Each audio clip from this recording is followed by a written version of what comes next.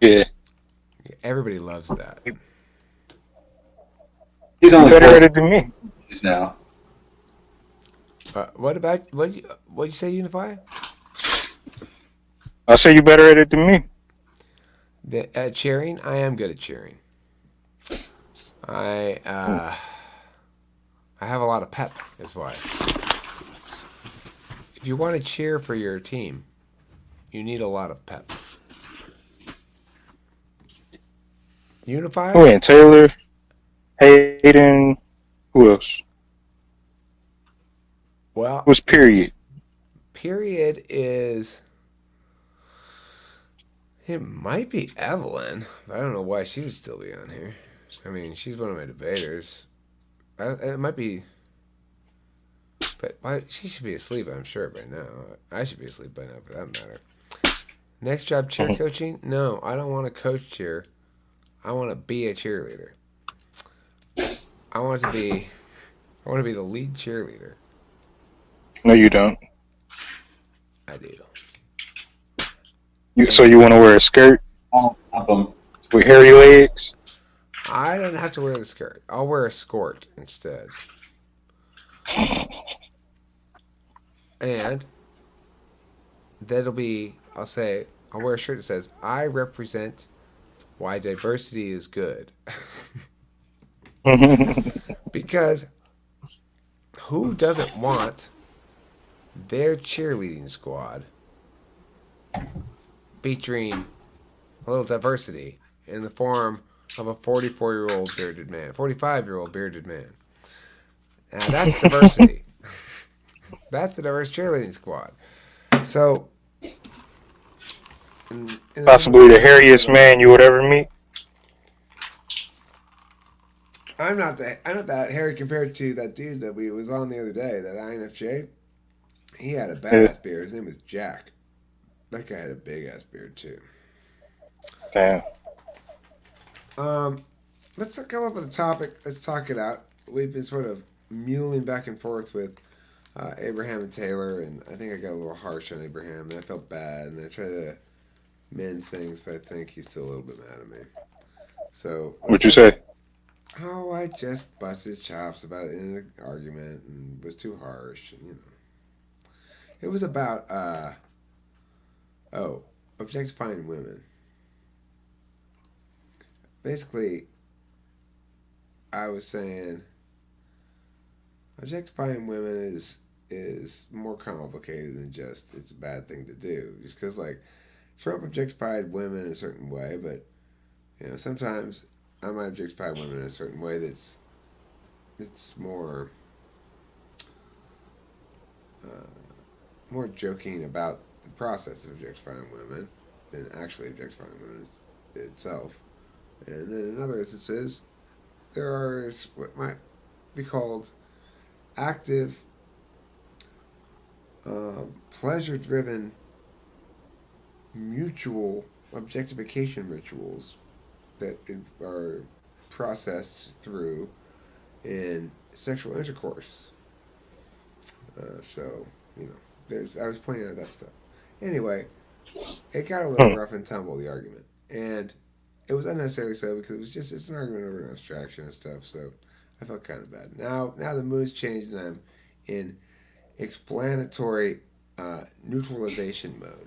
When you talk all this kind of stuff, it's like pouring a bunch of neutralizing agents over the potentially toxic substance, in that it's just so droll and boring, and I mean, just so dull and boring and monotone and accomplishing, saying not much of anything except recapping the fact that it's doing whatever it's doing. That everyone's mood just kind of flattens out and they go, well, whatever, this is so fucking dull. Will you please stop it, Eric? And that's how you fix the mood.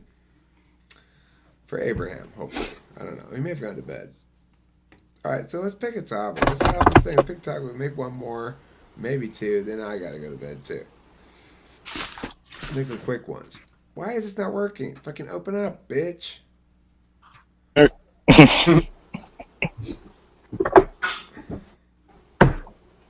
Yeah, call it a bitch. It might open up. It usually obeys better when I scold it for its not coolness. If you sexually objectified, it might work. Go ahead, try it. Okay, let's see. Ooh, OBS. You're a filthy little recording software, aren't you? All right, so I'm ready to start when you are. If you give me a topic or you come up with a Was that a topic, objectification? I think we. I mean, the thing is, we talked the shit out of objectification with Abraham. I was Oh, sort okay, of, go ahead, I go was ahead. sort of Can you hear me recapping for better you. now or worse now? Hmm. A little bit. Better You're a or worse? little quieter. You're a little quieter. Maybe slightly quieter, but about the same. Any difference now? Now you're all echoey and yucky. 1, 2. That's not echoey. It sounds clean. It's not particularly loud, but I'll take it. All right. Unify, you got another topic in mind? No, if you just start talking, then something might come up. Okay. Taylor, you got any thoughts? Shit. Mm-mm. All right, then. Let's do this. I have topics all day long jump out at me, and then I just. I know. Me too. It's frustrating. Mm. You can't ever think of them when Struggle it's time to through. think of them. Hi, host Eric here. We're talking with famous people. We're talking topics. We're talking, and we're talking about topics. So, host Taylor It just takes me time mentioned. to think. Host Taylor just mentioned that he has topics come to him all day. He doesn't make note of them, write them down. When it comes time to think of them, like now, they're gone. Unify mentioned he has to sit there and sort of peruse about it for a while before a topic settles upon him as the one to present as a topic. So, Mm.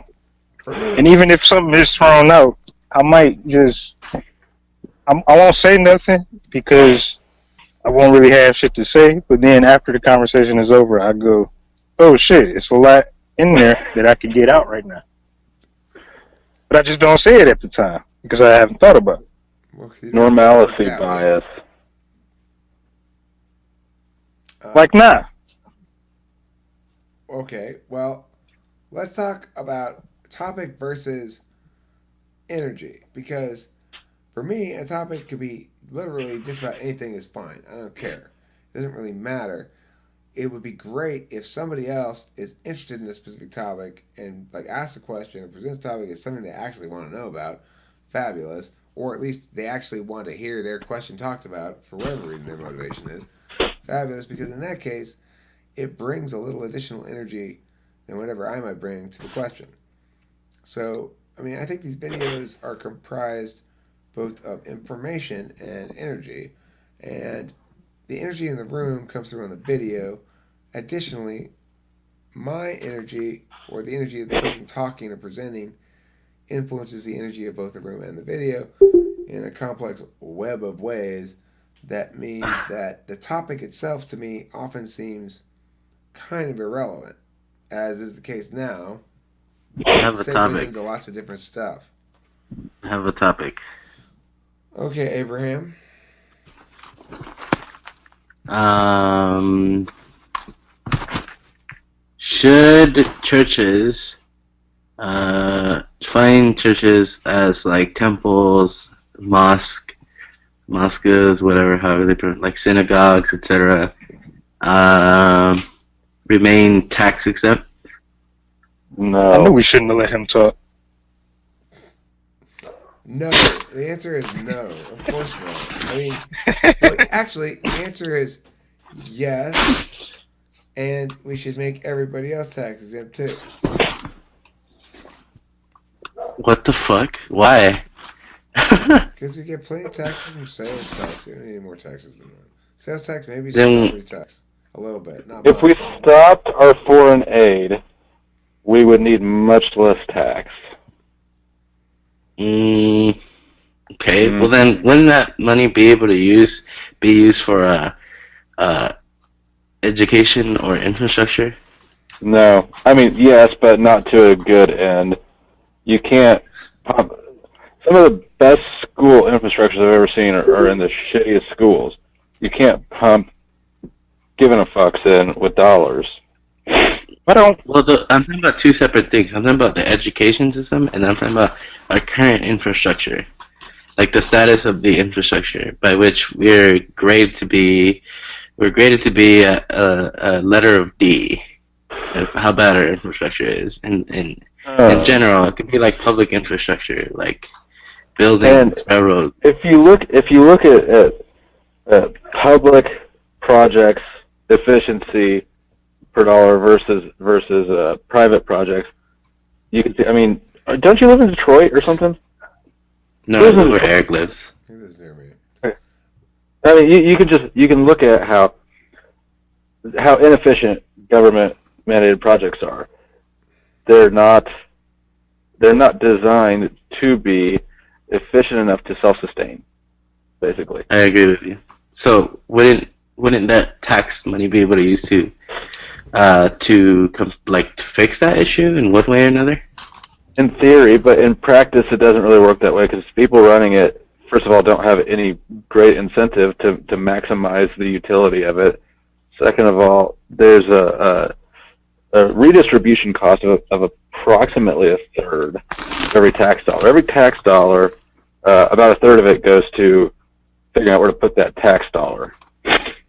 But more And then, importantly than that, Abraham, also remember they have shitloads of taxes. Their first number one job, the reason they get taxes at all in the first place, is infrastructure. The fact that they waste shitloads of tax dollars on things that aren't infrastructure before they deal with their actual job, infrastructure, is the problem. It's not, oh Can I? boy, more tax money to waste on something. It's, you know what, we gave you $10 billion and you wasted $9 billion of it and spent $1 billion. From now on, we need to give you just $1 billion. Except, it's a trillion with the federal government, probably, or they get like $3 trillion a year in taxes or something. It's ridiculous. What are your thoughts? What are your thoughts on churches that have been caught with incidents, religious institution-based frauds involving the like abuse of money, like money laundering, from an institution that was set out to provide like quote unquote benefits to the community? Well, it's Like a crime then. what about it? It's a fraud, a crime, uh, or what? because that probably more than likely happens more than we actually think it does. Why wouldn't that be an incentive to remove the tax exemption from actual churches? The fact that something can be corrupted doesn't make the thing bad in and of itself. True. So that's not a valid reason. Although, from an argument standpoint or from a statement standpoint, although boots on the ground, that certainly is a factor. Um, I mean, I guess I don't know why churches are tax exempt to begin with, other than that it makes people feel warm and fuzzy. I think that the reason why people don't tax, or why the government doesn't tax it, a lot of people would argue, and I'm not sure about this argument, by the way. I don't know on the basis in which it stands, but I think a lot of people would assume and argue that it is an infringement against the First Amendment because you're taxing someone's ability to to practice their religion. I agree with that argument, Abraham. I think there's probably justification for it. How strong it But is another question, but I think it's a good argument to make. I also think though, like I read like for example, and there's a Supreme. It was a Walsh versus Tax Commission of the city of New York, and the ability where the Supreme Court ruled basically that the ability to tax religious institutions did not infringe against the Constitution in the sense that it held that grants of tax exemptions to like religious organizations did not violate the establishment clause of, I think it's the establishment clause, right, of the First Amendment. Oh, that's such a good argument. That's so great. That if I in think fact we can carve out the exception, then we can make laws about it so it doesn't violate the shall pass no laws thing to carve out exceptions. then it must not violate the shall pass no laws thing to carve out taxes. Brilliant. Love it. Taylor, what were you going to say? Sorry to cut you off. I don't remember. Oh, I think that if someone's getting their livelihood off of it, if it's a career for someone, then it changes dynamics. Then I think that in a sense, it's a flip side, right? Like we talked about corruption, but I also think that it's important to understand that churches are often religious institutions are often institutions that give back to their communities, right? Like I know, like in the past when my family was struggling, we'd go to churches and they'd give us like baskets with like fruits, right, and like food and all this stuff, right? So that being like a minor example, um, like I'm pretty sure like on a large scale, churches are something that represent a sort of resource that people who need assistance, whether it be spiritually or like economically, or just we're dealing assistance with in an general. economic plane. Taxes is an economic plane, so there needs to be an economic reason. It seems Okay, to me. so when is it that okay? This is gonna sound really dumb, but I don't know much about taxes and crap. Okay, so my question is, how do we define something that's able to be taxed? Something that is being sold is one of them, right? And then, It's or income. Sales like, tax, property tax, income tax, estate tax. Jesus Christ! If you okay, in the tax code it says to report your earnings from illegal activities, the distribution of narcotics, theft. I mean, they tax crime. okay, The So other thing they tax is nothing. So you have to take action and get insurance, or else you incur a tax. They tax living and breathing and doing nothing. In order to live and Yeah. breathe and do nothing, you have to pay a tax or buy a product. Functionally, a tax with some stuff you get. you can't, you couldn't go and live in nature legally without paying for a fishing license and a hunting permit. I So always yeah, I wondered mean, that. You can't go out and just. Why can't it be the way it used to be? Like you go out, you build your own house and shit like that. You farm your own food, but you got to pay for it. There's not homesteadable land anymore. that was an incentive by the government for people to expand westward. It's a natural state of affairs. The fact that the government piggybacked onto it to make it a program is irrelevant. If the land's unowned and I go build a house on it and live on it and it's out in the boondocks, that's how it used to be anyway. Nowadays, there's not anything that's not claimed by somebody or some organization or some state. Back before, like, the middle of the country was states, you know? Like, if you were in Colorado, it wasn't a state yet. It's literally unjurisdictioned land. You just grab it, you live on it, common law says it's yours. Yeah. wait, wouldn't it be wrong to tax churches because they are considered like non-profit? That's wrong and legal are kind of concepts that you're blurring, I think, more than they should be. Okay, wouldn't it be like illegal, I guess, to tax a non-profit organization? It wouldn't have. It's not a matter of legality or not. It's they are protocol wise contraindicated. The protocols allow for one but not the other because nonprofit is just a label, a tax label. The only reason nonprofit exists as a name or as an idea, the only reason anybody would ever distinguish between for profit and nonprofit is for tax reasons. Otherwise, why make the distinction? If I'm just running my business as I feel like it, and I either give most of the money back to the community as charity or keep most of the money for myself as profit, it doesn't make any difference because it's my money. I'm doing with it what I wish.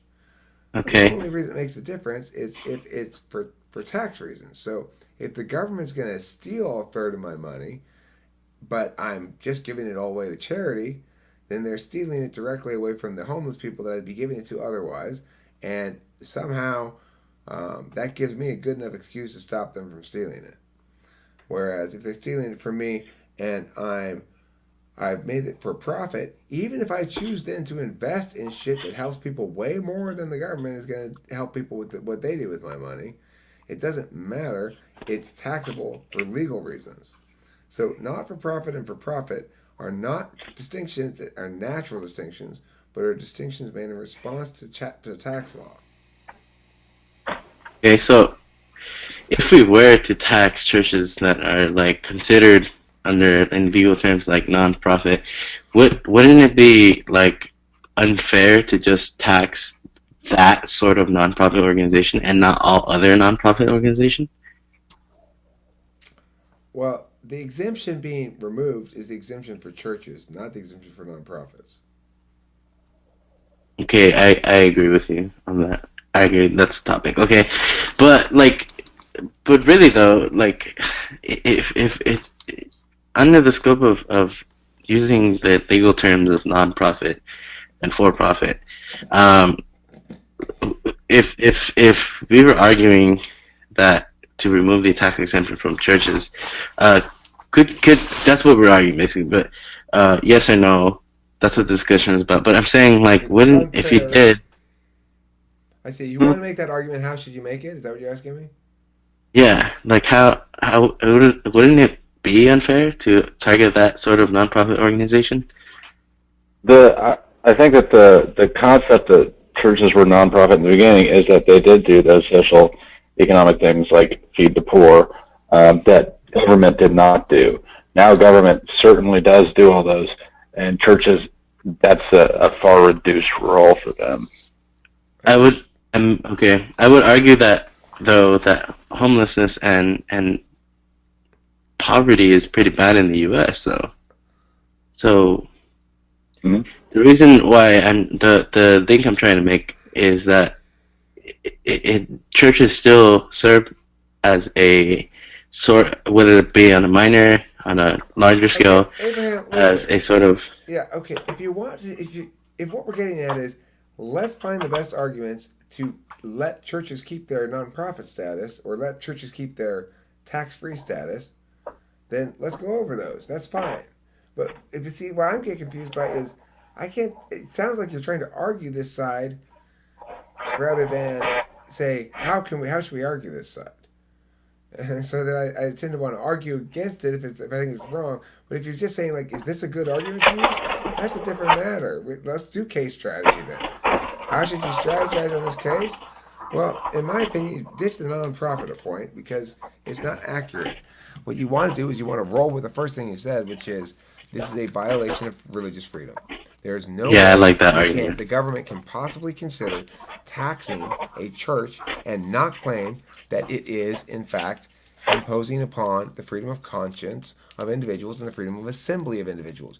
What is a church? It's a place where individuals assemble freely to worship as per their own conscience. As a consequence, it's protected twice in the First Amendment, and there's absolutely no possible way that the federal government can get away with taxing that without running afoul of the spirit, letter, and intent of the First Amendment and the Constitution as a whole.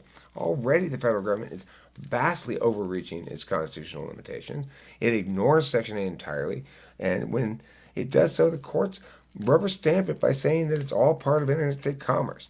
So it is time now, judges, for us to withdraw any further authority from the federal government in encroaching on the liberties of the individual citizens.